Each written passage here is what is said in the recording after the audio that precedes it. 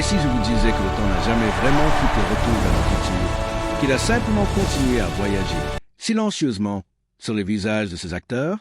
Fermez les yeux un instant. Nous sommes en 1985. Les néons des cinémas brillent, les files d'attente serpentent sur les trottoirs, et un jeune garçon nommé Marty McFly s'apprête à changer l'histoire du cinéma. Personne, pas même les producteurs les plus audacieux d'Hollywood, n'imaginait que ce film deviendrait un phénomène mondial, ni que, 40 ans plus tard, nous observions ces héros comme on feuillette un album secret du temps lui-même. Michael J. Fox n'était alors qu'un jeune acteur au sourire insolent et à l'énergie électrique. Son regard pétillait d'une insouciance presque contagieuse. Sur le plateau, il jonglait entre une série télévisée et ce rôle qui allait le propulser dans la légende. À ses côtés, Christopher Lloyd, silhouette étrange et cheveux déjà indomptables, incarnait un savant aussi excentrique qu'inoubliable. Lea Thompson, lumineuse et magnétique, donnait à Lorraine une grâce fragile, tandis que Crispin Glover troublait l'écran avec son intensité singulière. En 1985, ils étaient jeunes, affamés de succès, inconscients que leur visage serait figé à jamais dans la mémoire collective. Chaque scène tournée devenait, sans qu'ils le sachent, un fragment d'éternité. La DeLorean filait à 88 miles à l'heure, mais le véritable voyage était ailleurs, dans leur carrière, leur vie, leur combat personnel. Les années ont passé. Les projecteurs se sont éteints puis rallumés. Certains ont connu la gloire éclatante, d'autres des tempêtes silencieuses. Des maladies, des renaissances artistiques, des choix inattendus. En 2026, leurs traits racontent une autre histoire, celle de la résilience, de la maturité, de la transformation.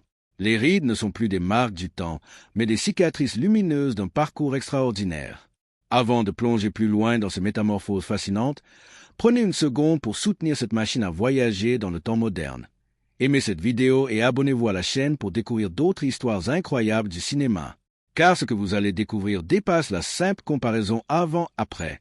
Derrière chaque photo de 1985 et chaque portrait de 2026 se cache une vérité bouleversante, une promesse faite à la jeunesse, un secret gardé pendant des décennies. Et pour l'un d'entre eux, un tournant inattendu qui a tout changé, juste au moment où le monde pensait connaître la fin de son histoire. En 1985, Michael J. Fox incarnait la quintessence de la jeunesse américaine. Son sourire malicieux, sa démarche nerveuse, sa voix pleine d'assurance donnait à Marty McFly une vitalité presque irréelle. À seulement 24 ans, il portait sur ses épaules le poids d'un film qui aurait pu échouer, mais qui devint un triomphe planétaire. Les studios recevaient des montagnes de lettres, les adolescents imitaient sa veste rouge, et la DeLorean devenait un symbole de rêve et d'audace. Pourtant, derrière cette ascension fulgurante se cachait un rythme de travail épuisant. Michael tournait Family Ties le jour, Retour vers le futur la nuit. Il dormait à peine, mais il ne se plaignait jamais. Il savait qu'il vivait un moment rare, une opportunité que peu d'acteurs connaissent. Ce qu'il ignorait, c'est que le véritable défi de sa vie ne viendrait pas d'Hollywood, mais du destin lui-même. Au fil des années, il enchaîna les succès, les tapis rouges, les interviews, les récompenses.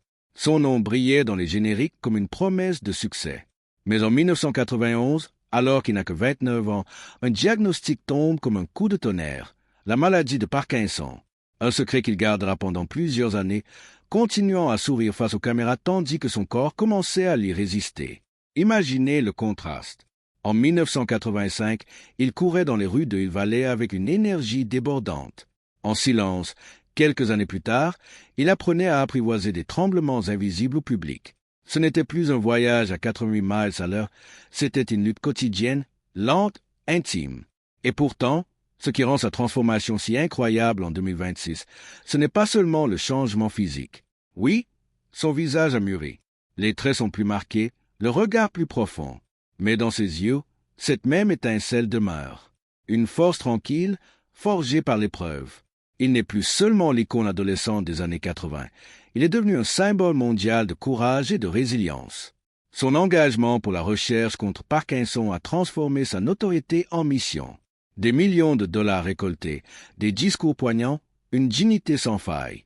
En 2026, lorsqu'il apparaît en public, ce n'est plus seulement Marty McFly que l'on applaudit, c'est un homme qui a refusé de laisser le temps dicter la fin de son histoire. Mais tandis que Michael affrontait ses propres batailles, un autre membre du casting vivait une trajectoire tout aussi mystérieuse. Un homme dont l'apparence semblait presque défier le temps et dont les choix allaient surprendre même les fans les plus fidèles. Christopher Lloyd n'a jamais été un acteur comme les autres. Même en 1985, alors que le reste du casting incarnait la jeunesse ou la normalité, il semblait déjà appartenir à une autre dimension. Ses yeux écarquillés, ses gestes imprévisibles, cette énergie presque électrique faisait du Doc Brown un personnage inoubliable. Il avait 46 ans lors du tournage, mais il paraissait hors du temps, ni vraiment jeune, ni vraiment vieux. Simplement éternel.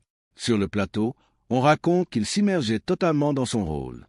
Il parlait parfois seul, murmurait des formules scientifiques imaginaires, ajustait la moindre intonation pour donner au Doc cette folie géniale qui fascinait le public. Personne ne pouvait prédire qu'un savant aux cheveux en bataille deviendrait l'un des personnages les plus iconiques de l'histoire du cinéma. Après le succès monumental de la trilogie, Christopher Lloyd continua à travailler sans relâche.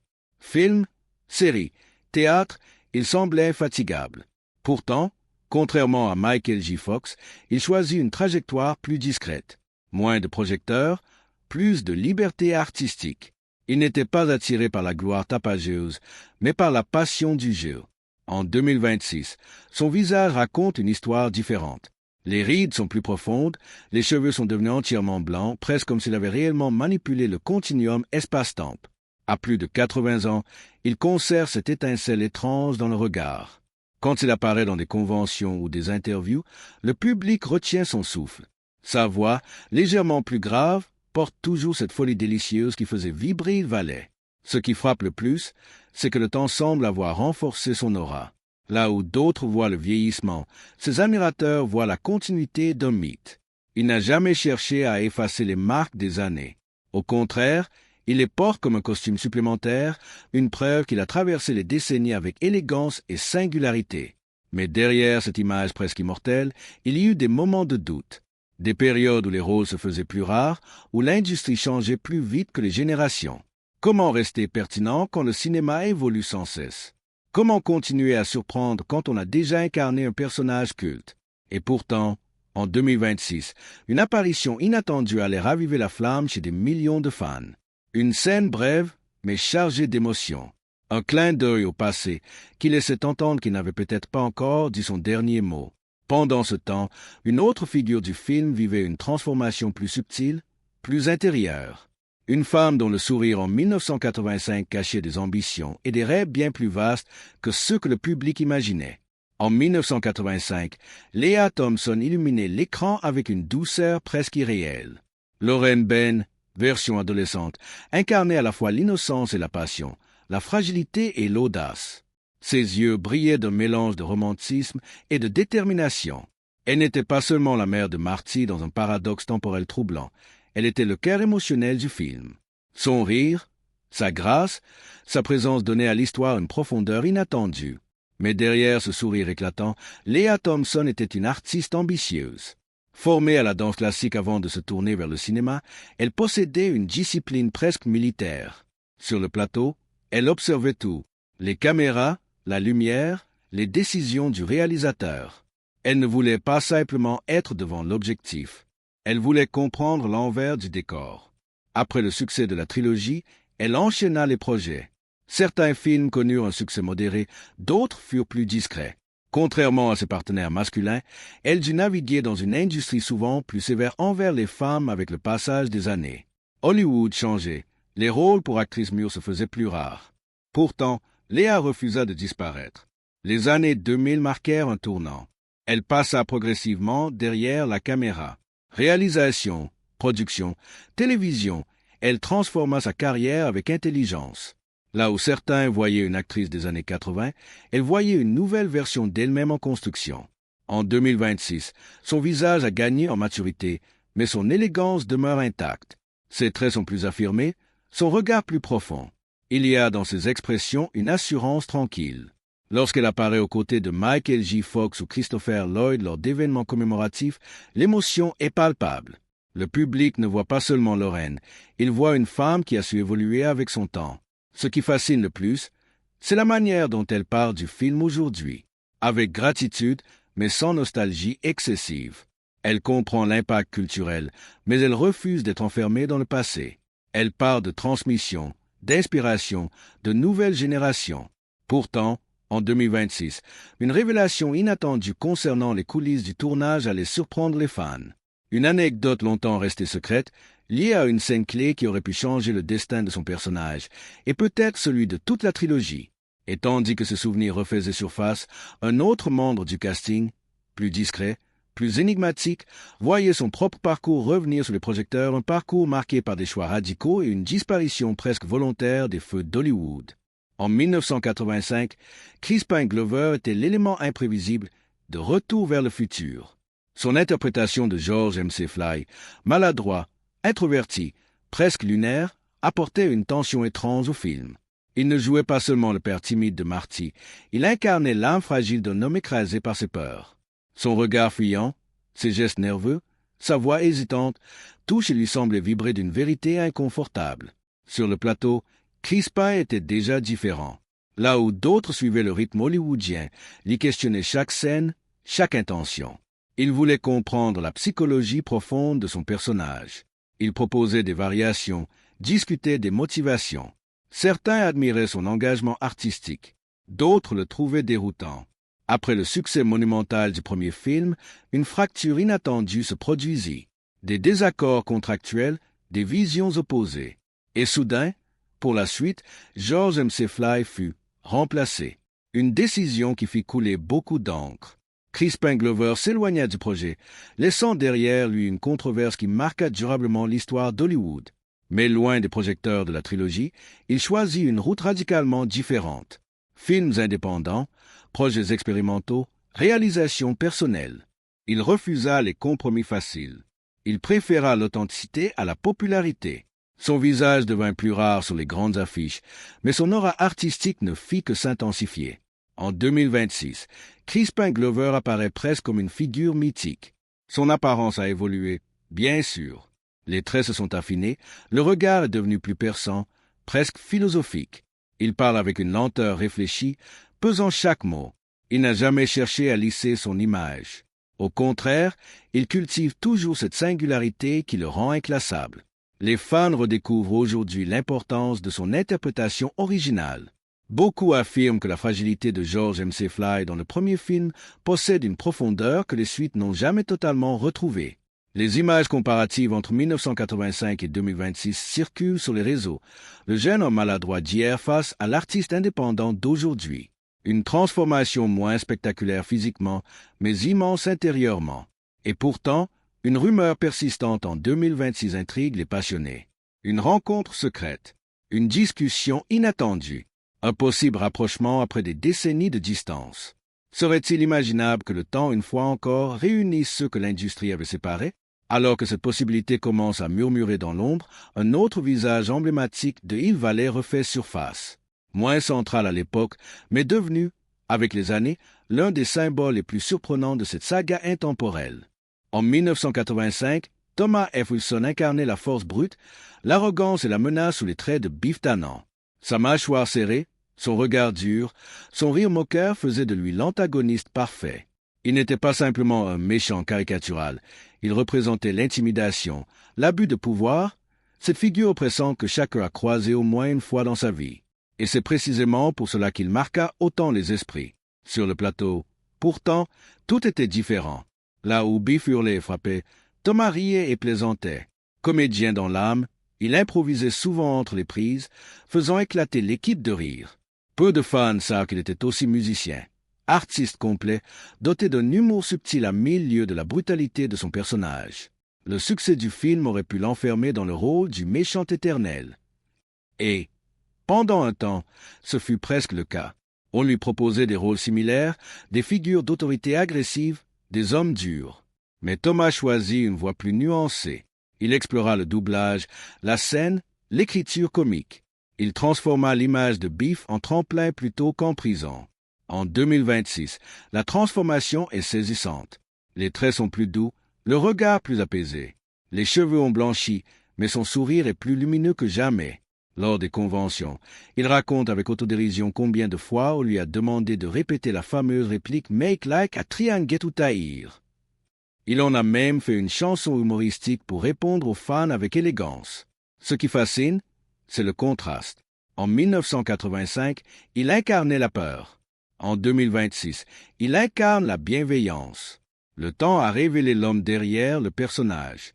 Il parle souvent de gratitude, de la chance d'avoir participé à un film qui traverse les générations. Il reconnaît aussi que Biff est un miroir des défauts humains et que comprendre cela l'a aidé à grandir. Mais récemment, une déclaration inattendue a ravivé l'intérêt autour de lui. Lors d'une interview, il a laissé entendre qu'il conservait encore un objet du tournage, un objet emblématique qui n'a jamais été officiellement exposé. Un souvenir gardé loin des regards, chargé d'histoire. Pourquoi l'a-t-il gardé si longtemps? Et surtout, que représente réellement cet objet pour lui? Alors que cette révélation commence à intriguer les fans du monde entier, une autre figure de l'univers de Valley, plus discrète mais tout aussi essentielle, voit son parcours renaître sous une lumière nouvelle, un parcours marqué par l'ombre, la loyauté, et un silence qui pourrait bientôt être brisé. En 1985, James Tolkan apparaissait à l'écran avec une autorité presque intimidante. Dans le rôle du proviseur Strickland, il incarnait la discipline rigide, la sévérité sans compromis. Sa voix tranchante, son regard perçant derrière ses lunettes, sa posture militaire donnait à chaque scène une tension palpable. Une simple phrase de lui suffisait à faire frissonner Marty McFly et le public avec. Mais derrière cette façade austère se cachait un acteur d'une grande finesse.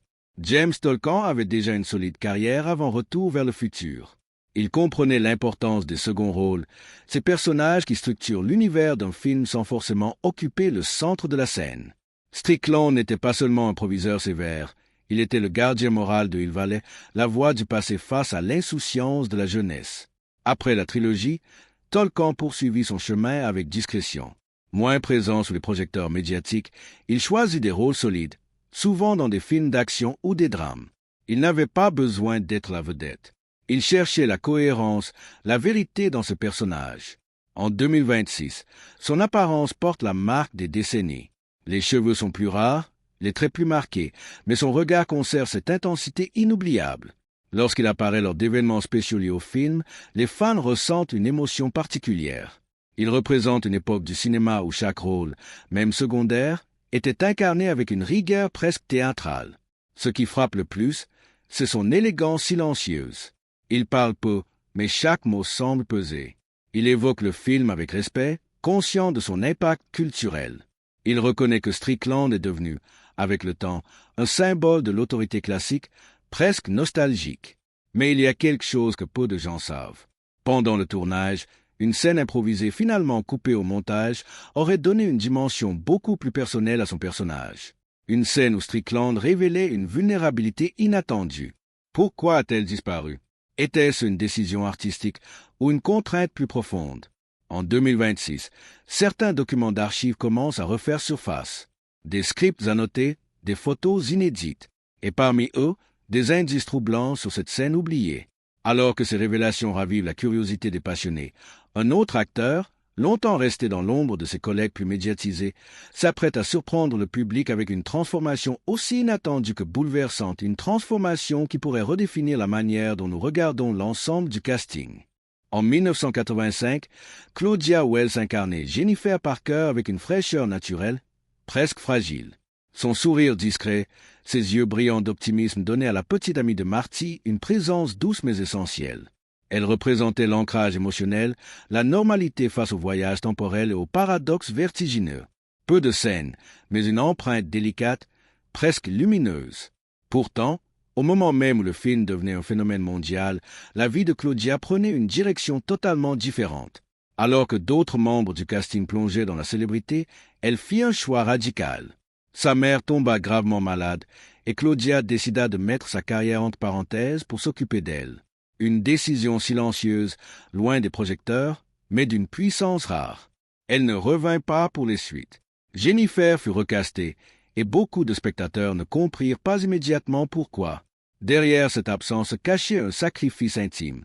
Là où Hollywood exige souvent la priorité absolue, Claudia choisit la famille. Ce choix transforma son destin. Les années passèrent. Elle ouvrit une boutique de mode, construisit une vie différente, loin des tapis rouges.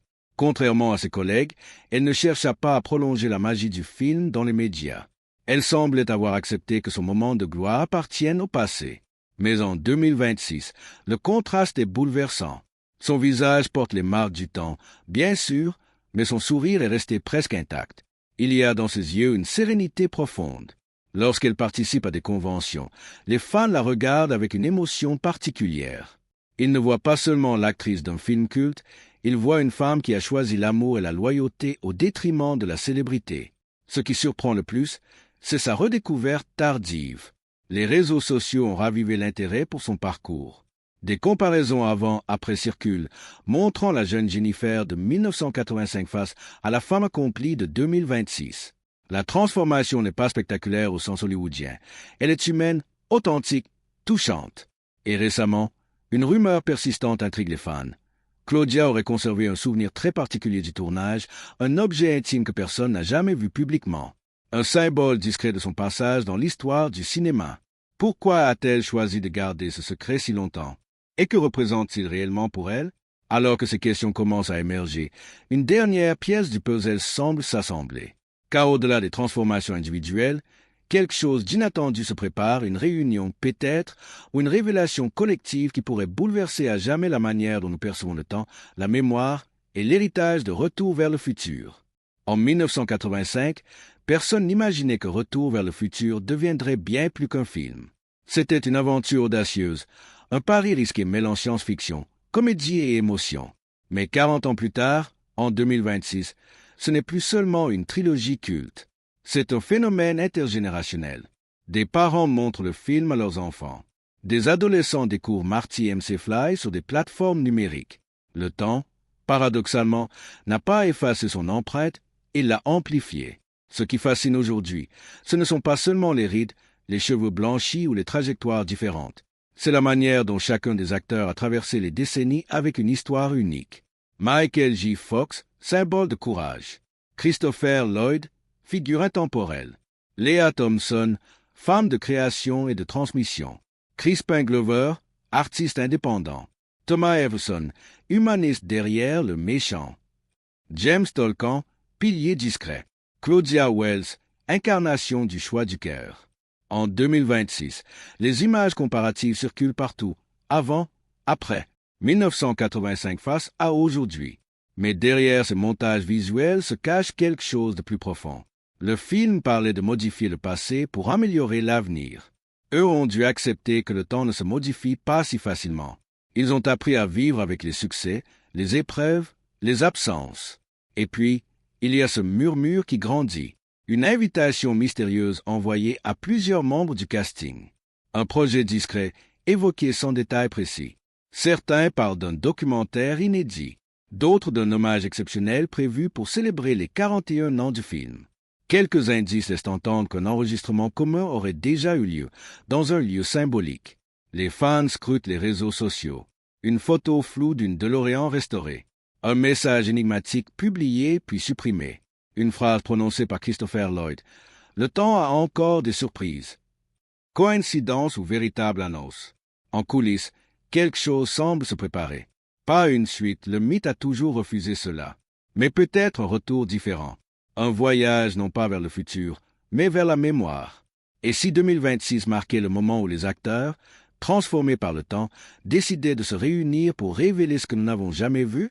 Des scènes coupées, des secrets de tournage, des vérités longtemps gardées, car il existe une dernière révélation, soigneusement protégée depuis 1985. Un détail minuscule dans le film, passé inaperçu pendant des décennies, et qui pourrait changer notre manière de le regarder pour toujours. Depuis plus de 40 ans, nous pensions connaître chaque détail de Retour vers le futur. Chaque réplique culte, chaque plan de la DeLorean, chaque regard échangé entre Marty et Doc. Le film semblait figé dans une perfection intemporelle. Et pourtant, en 2026, une vérité inattendue commence à émerger, doucement, presque comme un secret que le temps aurait lui-même décidé de révéler. Lors d'un travail de restauration en ultra haute définition pour une édition anniversaire, des techniciens auraient remarqué un élément étrange dans l'arrière-plan d'une scène clé de 1985. Un détail minuscule, presque invisible à l'œil nu à l'époque. Une inscription manuscrite sur un tableau, partiellement effacée, qui ne figurait pas dans le script officiel. Une phrase codée, une date, Pourquoi cette date correspond-elle à un événement personnel vécu par l'un des acteurs des décennies plus tard? Simple coïncidence ou clin d'œil prémonitoire laissé par un membre de l'équipe. La rumeur enfle, les forums s'enflamment, les analyses image par image se multiplient. Mais ce n'est pas seulement ce détail technique qui bouleverse les fans. C'est l'annonce discrète d'une réunion privée, filmée, réunissant plusieurs membres du casting original. Pas une simple interview nostalgique, une conversation intime, sans artifice, où chacun évoque ce que le film a réellement changé dans sa vie. Les extraits qui ont filtré parlent de larmes, de silences lourds, de confidences jamais partagées publiquement. Michael J. Fox aurait déclaré que le véritable voyage dans le temps n'était pas celui de la DeLorean, mais celui qu'ils ont vécu en regardant leur propre visage vieillir à l'écran. Christopher Lloyd aurait murmuré que le temps ne détruit pas les œuvres sincères, il les transforme en héritage. Lea Thompson aurait parlé de transmission, Crispin Glover d'indépendance artistique, Thomas Harrison de gratitude, Claudia Wells de choix et d'amour. En 1985, ils jouaient avec l'idée de modifier le futur. En 2026, ils comprennent que le plus grand miracle n'était pas de voyager dans le temps, mais de rester unis par une œuvre qui traverse les générations. Et tandis que le monde attend la diffusion complète de cette réunion mystérieuse, une question demeure suspendue dans l'air. Et si le dernier secret de retour vers le futur n'était pas caché dans une scène, mais dans le cœur même de ceux qui l'ont créé? Car le temps passe. Les visages changent, les époques évoluent, mais certaines histoires refusent de vieillir. Et peut-être que le véritable futur commence toujours par un souvenir.